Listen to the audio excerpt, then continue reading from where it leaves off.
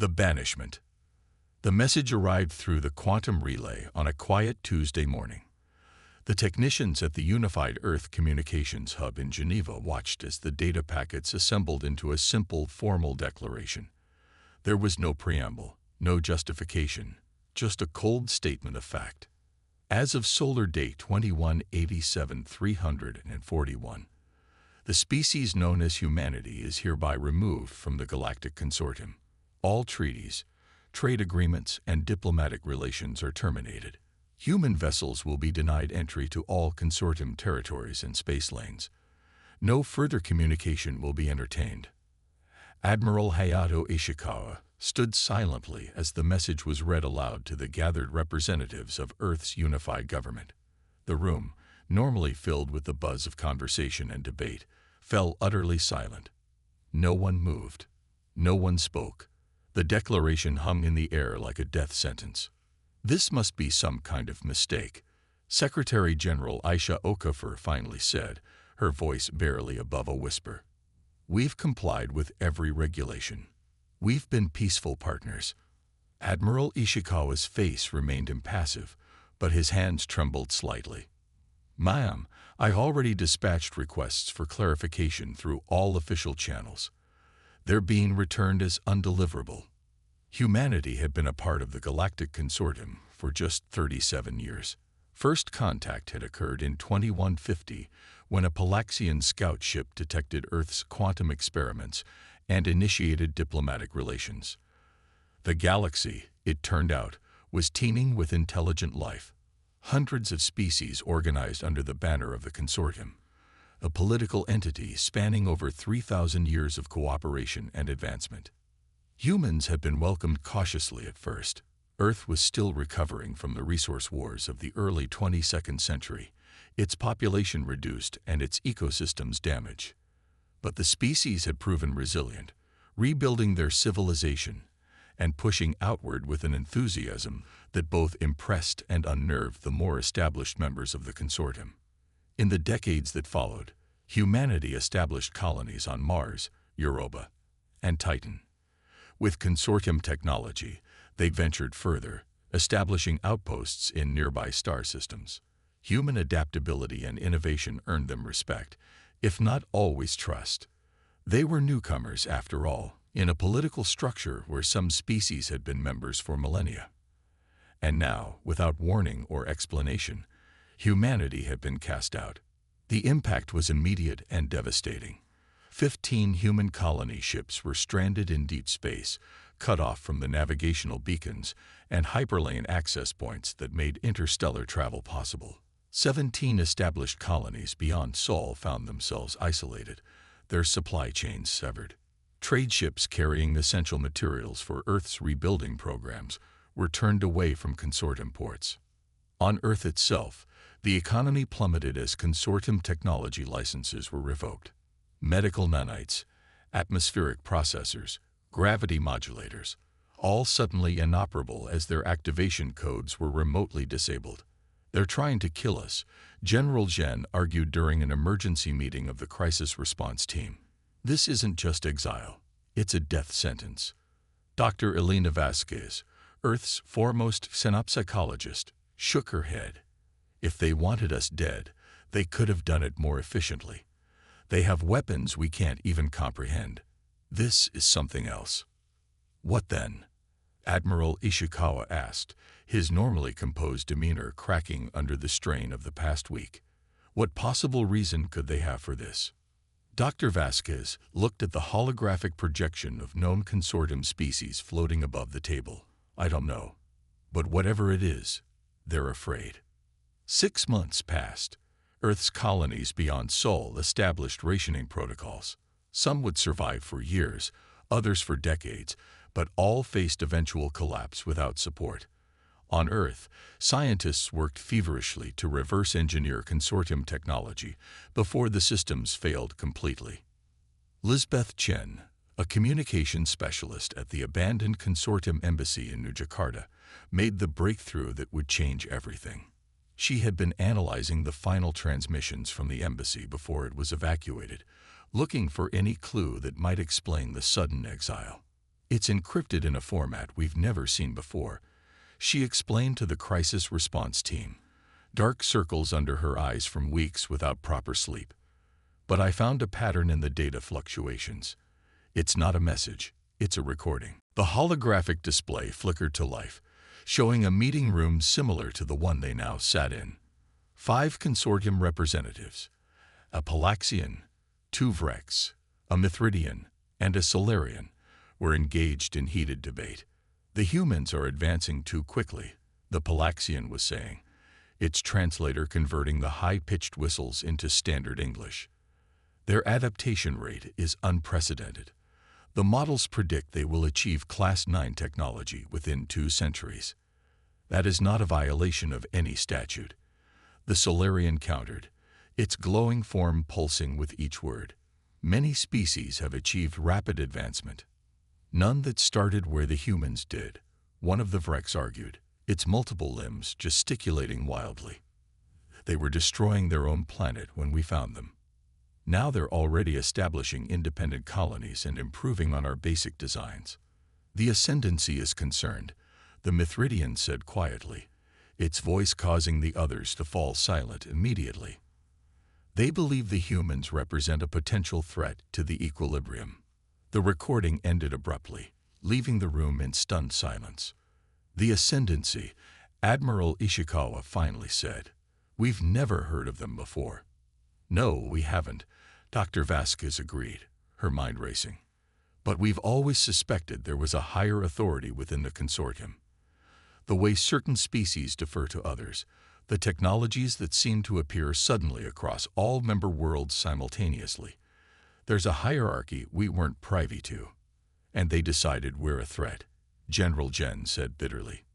"Not because of anything we've done, but because of what we might become." "The equilibrium," Lisbeth Chen repeated. "What is that?"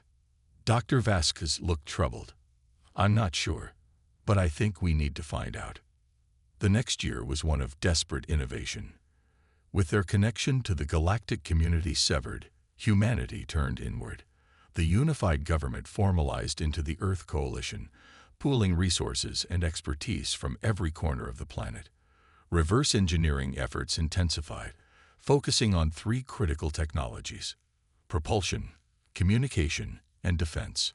At the Titan Research Facility, Dr. Wei Cheng made the first breakthrough. By analyzing the quantum substrates of a disabled consortium ship, his team discovered principles that had been deliberately obscured in the technology shared with humanity. "They've been holding back," he explained during a secure transmission to the coalition leadership. "The drives they gave us operate at maybe 40% of their true capability, and there are entire systems we weren't told about." Similar discoveries were made in other fields. The communications arrays provided by the consortium had built-in limitations, preventing humans from accessing certain frequencies. Defensive systems had artificial constraints, making them far less effective than they could be. It was all deliberate, Admiral Ishikawa said during a private meeting with Secretary General Okafor. They were ensuring we remained dependent on them, keeping us as junior partners, never equals. "And now we're a threat to their equilibrium," Okafor replied, studying the latest reports from the research teams.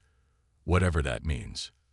"We're making progress, but it's not enough," Ishikawa admitted. "At our current rate, it will take decades to achieve true technological independence. Our outer colonies won't last that long." Okafor was silent for a long moment. "Then perhaps it's time we stopped playing by their rules entirely." The decision was not made lightly.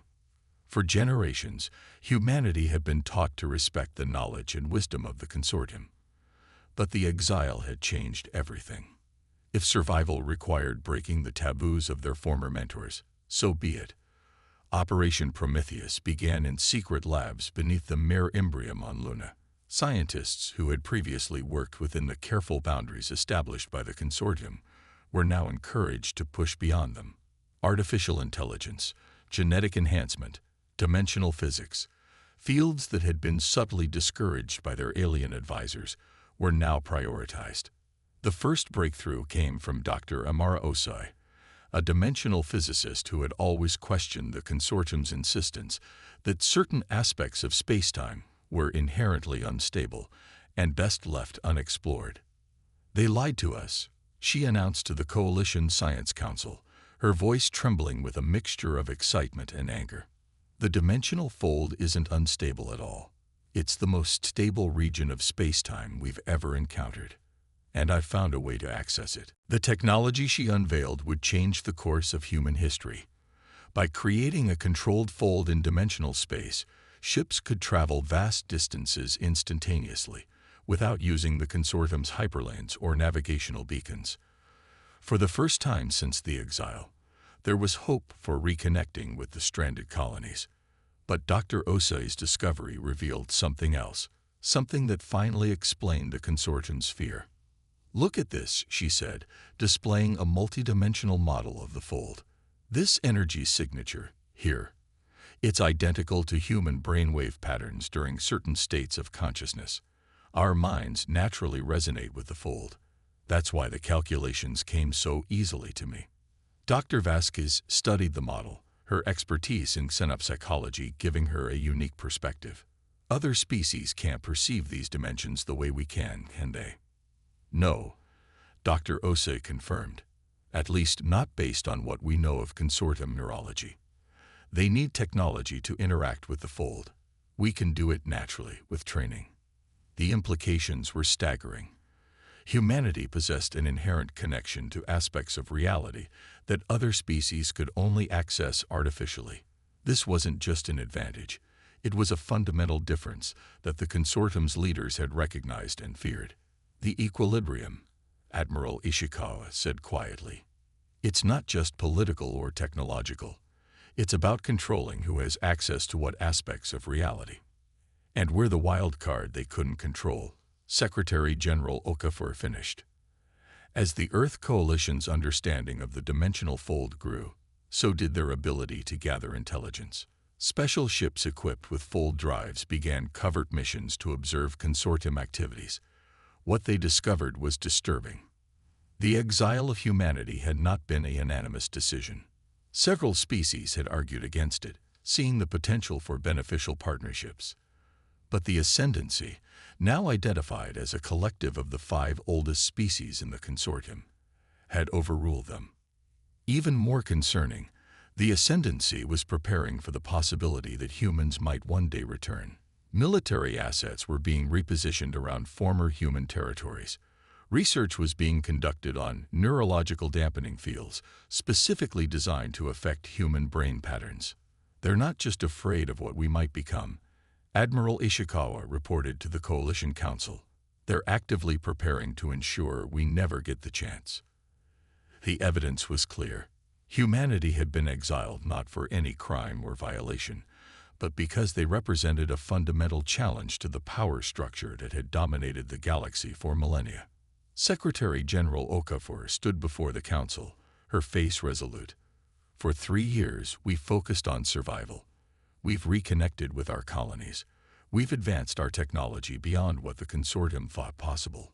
Now, we face a choice." She paused, looking at each member of the council in turn. "We can continue our separate development, building our strength in isolation, hoping the ascendancy leaves us alone. Or we can show them that their greatest fear was justified." A silence fell over the chamber as the implications of her words sank in. "The consortium cast us out without a word," Okafor continued. "They left our people to die in the void. They are now actively preparing to ensure we never rise again. I believe the time for silence is over." Admiral Ishikawa nodded slowly. "You're proposing we take the fight to them." "I'm proposing we show them exactly what humanity is capable of," Okafor replied. "Not in centuries, not in decades, but now."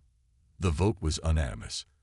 After 3 years of exile, humanity would return to the galactic stage, not as supplicants begging for readmission, but as a force that could no longer be ignored or dismissed. The reclamation fleet was assembled in the orbit of Jupiter, hidden from any potential consortium observers. 100 ships, each equipped with weapons and defenses developed without consortium constraints. At their heart was the flagship Prometheus, carrying the most advanced fold drive ever created and a message that would echo across the galaxy. As the fleet prepared to depart, Admiral Ishikawa addressed the crews from the bridge of the Prometheus. "They cast us out believing we would wither and die. They underestimated us. They underestimated human resilience, human ingenuity, and human determination. Today, we return to the stars not as the species they abandoned, but as the power they feared we would become." The reclamation fleet vanished into the dimensional fold, leaving the Sol system behind. Humanity had been exiled in silence. They would return screaming through fire. The Reckoning. The Palaxian outpost on Vega Prime had stood for over 800 years. Located at the convergence of three major trade routes, it served as both a commercial hub and a strategic military installation. Its defenses were considered impenetrable by consortium standards. A network of automated weapon platforms, phase shields, and gravitational distortion fields. It fell in less than 6 minutes. The first indication of attack was a series of dimensional ruptures that appeared simultaneously at 12 different points surrounding the outpost. Before the automated defense systems could even register the anomalies, the human vessels had already emerged and fired their first salvos. The weapons used by the reclamation fleet bore little resemblance to standard consortium armaments. Rather than the plasma-based weaponry that had been the galactic standard for millennia, the human ships deployed systems that manipulated the fabric of space-time itself. Targeted dimensional compressions caused portions of the defense platforms to collapse in on themselves. Fold field projectors created localized time differentials, causing weapon systems to fail as their components aged centuries in seconds. Admiral Ishikawa watched from the bridge of the Prometheus as the outpost's defenses crumbled. His expression remained neutral, but there was a tension in his shoulders, a tightness around his eyes. This was not a battle. It was an execution. "All primary targets neutralized," reported Commander Riza Delir, his voice clinically professional. "The outpost is defenseless." "Casualties?" Ishikawa asked. "Zero confirmed, Admiral." The residential sectors were untouched as ordered. All inhabitants have moved to emergency shelters. Ishikawa nodded slightly. "Open a system-wide broadcast channel." The communications officer worked quickly. "Channel open, sir." The Admiral straightened, his gaze fixed on the main view screen showing the disabled outpost. "This is Admiral Hayato Ishikawa of the Earth Coalition Reclamation Fleet. 3 years ago, humanity was cast out from the Galactic Consortium without explanation or cause. Today we return." He paused, allowing his words to sink in. "We have disabled your outpost without taking a single life. This restraint is deliberate. We are not here for vengeance or conquest. We seek justice and recognition." Another pause. "To the leadership of the consortium, and to the ascendancy that truly rules it, I deliver this message. Your silence ends now. You will acknowledge humanity as equals, or you will witness firsthand why you feared us in the first place." With a gesture, he signaled the communications officer to end the transmission. "Deploy the quantum marker and prepare for fold transition," he ordered. The fleet released a small device that would continuously broadcast a simple message: "We have returned." Then, as suddenly as they had appeared, the human ships vanished into dimensional folds, leaving behind a stunned and defenseless outpost. In the hours that followed, the message would spread across consortium communication channels. The species that had been forgotten, the humans who had been abandoned to die, had returned.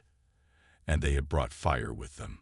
On the consortium capital world of Harmonium, the news of the Vega Prime incident created unprecedented chaos.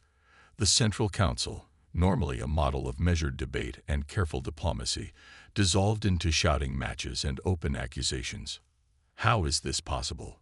demanded Councillor Taveric of the Solarian Collective, its energy form pulsing with agitation. The humans were isolated, cut off from all advanced technology. How could they develop weapons that our sensors cannot even classify? "That is precisely what we warned about. countered High Arbiter Zanvrath of the Palaxian hierarchy, antennae quivering with suppressed rage. Their adaptability, their innovation, we should have eliminated them when we had the chance. Enough. The voice that cut through the chamber belonged to Elder Myrne of the Mithridian Expanse, one of the 5 members of the Ascendancy that secretly guided the consortium. The Elder's ancient form, encased in a life support field, floated to the center of the chamber. The action taken against humanity was justified by the equilibrium doctrine. Myrne stated, its voice resonating with authority accumulated over 9 centuries of life. For 3,000 years, our consortium has maintained balance between the species under our guidance. Humanity represented a disruption to that balance. A disruption we now face regardless, Tuveric pointed out. They have returned, Elder, with capabilities beyond our prediction models. The Elder's sensory appendages twitched slightly, the Mithridian equivalent of a dismissive gesture. They struck a single outpost. Their fleet numbers barely 100 vessels. This is not a serious threat to the consortium as a whole. With respect, Elder, interjected Admiral Kaleth of the Vrex Defense Command. The humans did not need to destroy the outpost to make their point. They demonstrated weapons technology that bypassed our most advanced defense systems. They engaged and disengaged at will, using dimensional transportation methods we cannot track or intercept. The Admiral is correct, added Science Director Thulin of the Xenari Conclave, a species known for their analytical detachment. Our preliminary analysis suggests the humans have developed a fundamental understanding of the dimensional fold that exceeds our own. This is concerning. The Elder's life support field darkened momentarily, a sign of displeasure. You speak of impossibilities. No species at their level of development could achieve such advances in merely 3 cycles. Unless, said a new voice from the entrance of the chamber, you were wrong about their level of development from the beginning. All eyes turned to see Ambassador Lorval of the Tressan Republic enter the chamber. The Tressans had been among the most vocal opponents of humanity's exile, arguing that partnership rather than isolation was the wiser course. Elder Myrne, Lorval continued, walking calmly to the center of the chamber. The Ascendancy's decision was based on the assumption that humanity represented a future threat, based on developmental models. Those models failed to account for how humans would respond to existential crisis. You created the very threat you sought to prevent. The chamber fell silent. To challenge an elder of the Ascendancy so directly was unprecedented. Your concern is noted, Ambassador, Myrne replied, its voice cooler than before. The Ascendancy will consider how best to address this incursion. With respect, Lorval pressed, the humans have not made an incursion. They have announced their return. There is a difference, one I suggest we acknowledge before this situation escalates beyond control. Before the Elder could respond, the chamber's emergency communication system activated. A holographic projection appeared in the center of the room, showing a consortium fleet in disarray. Ships were adrift, their systems offline. At the center of the chaos floated the distinctive form of the Ascendancy's personal dreadnought, Eternal Vigilance. This transmission is coming from the Praxis system, the communications officer announced, voice tight with stress. The human fleet appeared without warning. They've disabled the 7th Defense Fleet, and they've boarded the Eternal Vigilance. Elder Myrne's life support field flickered violently. Impossible. The Vigilance carries the most advanced defensive systems in the galaxy. The humans sent a message, the officer continued. They say they wish to speak with the Ascendancy. All of the Ascendancy. The implication was clear. The humans knew. They knew about the 5 species that truly rule the consortium from the shadows. They knew, and they were no longer willing to be judged from afar. Lorval turned to the Elder, whose ancient form now trembled visibly. It appears, Elder Myrne, that the time for consideration has passed. The humans are not requesting an audience. They are demanding one. Aboard the Eternal Vigilance, Secretary General Aisha Okafor walked through the cavernous command deck, her steps measured and deliberate. Admiral Ishikawa walked beside her, along with Dr. Elena Vasquez and a small security detail. The ship's crew, members of the 5 Ascendancy species, watched with a mixture of fear and awe as the humans approached the central dais. The 5 elders of the Ascendancy waited there, surrounded by the remnants of their honor guard. 4 appeared in person: the Mithridian Miranai, the Palaxian Xinzar, the Vrex Domkrath, and the Solarian Urvex. The 5th, a Quaraxian named Drelthorax, appeared via hologram, unable to leave the specialized environment of its homeworld. "You have committed an act of war," Elder Xinzar declared as the humans approached, its translator struggling to convey the complex harmonics of outrage in its voice. "No," Okafor replied calmly. "We have responded to one. Your exile of humanity was the first act of aggression. We merely delayed our response. You were a threat to the equilibrium," Elder Domkrath stated, its multiple eyes blinking in agitation. "Your species advances too quickly, adapts too readily. And that frightened you." Dr. Vasquez interjected, her expertise in xenopsychology evident in her measured tone. "Because it challenged the hierarchy you've maintained for millennia." The elders exchanged glances, clearly unsettled by the humans' direct approach. "What do you want?" asked Elder Urvex of the Solarians, its energy form dimmer than usual, a sign of stress. Secretary General Okafor stepped forward. "First, acknowledgement. You cast humanity out without explanation or justification. You left our colonies to die. Our ships stranded in deep space. You revoked technologies our people depended on. You did this not because of any crime we committed, but because of what you feared we might become. We protected the balance of the galaxy," insisted Elder Miranay. "For 3,000 years, we have guided the development of hundreds of species, ensuring that no single power could dominate. You controlled them." Admiral Ishikawa countered. "You decided which technologies they could have, which regions of space they could explore, which aspects of reality they could understand. That's not guidance. It's subjugation. You have no concept of the dangers," the holographic form of Elder Drelthorax argued, its voice distorted by the transmission. "Before the equilibrium doctrine, our galaxy suffered 12 extinction-level conflicts. Entire species were wiped out. Worlds were rendered uninhabitable." Dr. Vasquez stepped forward, her expression thoughtful. "We've studied your history, or at least what you allowed us to know of it. Those conflicts occurred when species developed technologies they weren't philosophically prepared to handle. You responded by taking control, deciding who gets what knowledge and when." "It was necessary," insisted Xinzar. "Perhaps it was. Once," Okafor acknowledged. "But you've maintained this system for so long that you've forgotten its purpose. You no longer evaluate species based on their actual development or philosophy. You measure them against your own fear." She gestured around the command deck. "Look at what happened here today. You had millennia of advancement over us. You had the resources of thousands of worlds. And yet, 100 human ships disabled your fleet and boarded your most advanced vessel. Why? Not because we have better technology, but because we think differently." "The dimensional fold," Elder Urvex said quietly. "You access it naturally." Admiral Ishikawa nodded.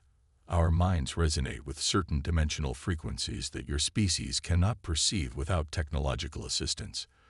That's what truly frightened you, isn't it? Not our rate of advancement, but the fact that we can perceive aspects of reality that you cannot." A heavy silence fell over the command deck. The truth that had been hidden for so long was finally spoken aloud. "What do you intend to do with us?" Elder Miranay finally asked, its ancient form seeming to shrink within its life support field. Secretary General Okafor's expression softened slightly. "We are not here for revenge, Elder. Despite what you did to us, humanity has not come to destroy or conquer. We've come to change things." She turned, addressing all 5 elders. "The equilibrium doctrine ends today. The Ascendancy's secret rule over the consortium ends today. We're not asking for permission or approval. We're informing you of reality. You would destroy 3,000 years of peace, protested Domkrath.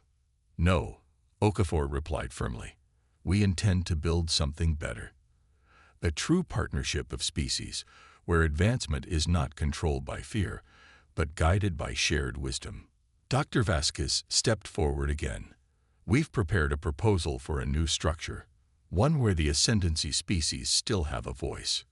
Your experience is valuable, but not absolute authority. One where emerging species are helped to advance responsibly, not kept artificially restrained. And if we refuse? Asked Exinzar, antennae rigid with defiance. Admiral Ishikawa's expression hardened. Then we continue what we began today. Our fleet only engaged a fraction of your forces, yet they could not stop us. We accessed your most secure vessel with ease. We could do far worse. But that is not our preference, Okafor quickly added. We believe that cooperation is stronger than coercion. That's the fundamental difference between our approach and yours. You exiled us out of fear. We return offering partnership, despite what you did to us. The elders conferred silently, using the communication method undetectable to human senses. Finally, Elder Myrne spoke. Your proposal. We will consider it. No, Okafor replied, her voice gentle but firm. You will implement it. The time for the ascendancy dictating terms is over. The rest of the consortium will learn the truth about us, about you, about everything. How that truth is received depends on what happens in this room today. 3 months later, representatives from every species in the Galactic Consortium gathered on the neutral world of Terra Nova, the first human colony established after their return from exile. The ancient chamber that had been constructed for the occasion was unlike anything seen in the consortium before, a blending of architectural styles from across the galaxy with distinctly human elements. At the center of the chamber stood a circular table with no head position, symbolizing the new order. Secretary General Okafor took her place alongside the former elders of the Ascendancy and the leaders of the consortium's most influential species. Today, she began, her voice carrying to every corner of the vast chamber. We begin a new chapter in galactic history. For too long, the species of this galaxy have been divided by artificial hierarchies and controlled development. Today, we establish the Galactic Union, a true partnership of equals. Murmurs spread through the chamber, a mixture of excitement and trepidation. The revelations of the past months had shaken the foundations of galactic society. The knowledge that 5 species had secretly controlled the development of all others had created anger and resentment, but also an opportunity for genuine change.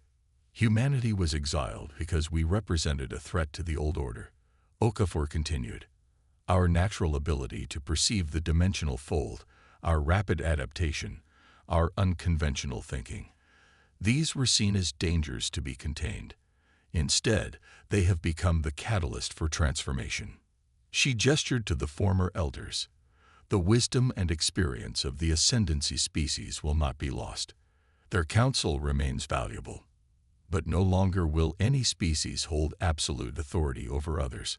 No longer will advancement be artificially restrained out of fear. Elder Myrne, who had been the most resistant to change, stepped forward. The ancient Mithridian's life support field seemed less oppressive now, adjusted to a more approachable configuration. For 3,000 years, Myrne began, its voice wavering slightly. We believed we were protecting the galaxy. Perhaps in the beginning we were, but Secretary General Okafor is correct. Over time, protection became control. Fear replaced wisdom. The elder turned, facing the human delegation directly. When humanity was discovered, we saw only threat. We failed to recognize potential. This failure nearly led to catastrophe. It is a mistake we shall not repeat. Admiral Ishikawa, standing behind Okafor, watched the proceedings with carefully concealed emotion. The path to this moment had been paved with struggle and sacrifice. Thousands of humans had died during the exile, stranded on failing colonies or aboard ships cut off from support. Those deaths could never be undone. But as he looked around the chamber, at representatives of hundreds of species now facing a future of genuine cooperation rather than controlled development, he allowed himself to feel something close to hope. Ambassador Lorval of the Tressan Republic approached Okafor as the formal proceedings concluded. "You have accomplished something remarkable, Secretary General. In 3 years, your species has transformed a galactic order that stood for millennia." Okafor smiled slightly. "We had motivation, Ambassador. Nothing drives innovation like necessity." "Indeed," Lorval agreed. "But there is something more. Something the Ascendancy recognized but misinterpreted. Your species possesses a unique perspective. You see possibilities where others see only threats. Is that a uniquely human trait?" Dr. Vasquez asked, joining the conversation. "Or is it simply that we were never taught the limitations that other species accepted?" "Perhaps both," Lorval suggested. "But whatever the cause, the result is undeniable. The galaxy is changed forever." As the gathering dispersed, Admiral Ishikawa found himself standing before a large viewport, looking out at the stars. The reclamation fleet was visible in orbit, no longer a force of retribution, but a symbol of humanity's new place in the galactic community. Secretary General Okafor joined him, following his gaze. "Was it worth it, Admiral? All the struggle, all the sacrifice?" Ishikawa considered the question carefully. "They cast us out in silence," he finally said, "left us to die without a word. They never expected us to return, never expected us to survive, let alone thrive." He turned to face her. "But we did. We returned, not just with fire and force, but with a vision for something better. That's the true strength of humanity. Not our technology or our connection to the dimensional fold, but our ability to face darkness and still imagine light." Okafor nodded, understanding in her eyes. "They exiled us in silence," she agreed. "We returned with a voice that could not be ignored. And now, that voice speaks not just for humanity, but for all species who deserve better than fear disguised as protection." Together, they watched as ships from across the galaxy departed Terra Nova, carrying the news of the Galactic Union to their homeworlds. The silence was broken. The fire had burned away the old order. And humanity, once exiled and forgotten, had found its place among the stars.